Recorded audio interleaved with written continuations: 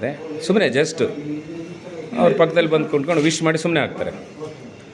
So Amitabh ಬಚ್ಚನ್ರವ್ರಿಗೆ ಅನ್ನಿಸ್ತದೆ mostly ಇವರು ನನ್ನ ಗುರುತಿಡಿದಿದ್ದಂಗಿಲ್ಲ, ಇವರು ಪಿಕ್ಚರ್ ವಿಷಯದಲ್ಲಿ ಸ್ವಲ್ಪ ವೀಕ್ ಇರ್ತಾರೆ ಅಂತಂತ ಅಂದ್ಕೊಂಡು ಸುಮ್ಮನೆ ಆಗ್ತಾರೆ.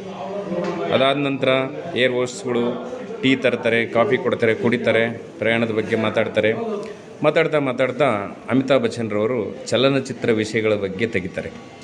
ಆದರೂ ಸಹಿತ ಆ ವ್ಯಕ್ತಿ ಹೌದಾ, ನಾನು ಯಾವಾಗೋ ನನ್ನ ಜೀವನದಾಗ ಒಂದು 40 ವರ್ಷದ ಕೆಳಗಡೆ ಒಂದು ಪಿಕ್ಚರ್ ನೋಡಿದ್ದೆ ಅಷ್ಟು ಆಸಕ್ತಿ ಇಲ್ಲ ಚಲನಚಿತ್ರದಲ್ಲಿ.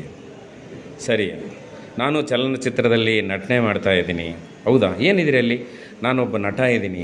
ಹೌದಾ, ಸರಿ ಆಯಿತು, ಓಕೆ ಸರಿ. ಇಳಿತಾರೆ, ಕೆಳಗಡೆ ಇಳಿದುಬಿಟ್ಟು ಹೋಗೋ ಕಾಲಕ್ಕೆ ಇನ್ನೇನು ಪ್ರಯಾಣ ಮುಗಿತದೆ. ನಿಮ್ಮೊಂದಿಗೆ ಪ್ರಯಾಣ ಮಾಡಿದ್ದು ಭಾಳ ಚೆನ್ನಾಗಿ ಅನ್ನಿಸ್ತು, ನನಗೆ ಭಾಳ ಖುಷಿ ಕೊಡ್ತು.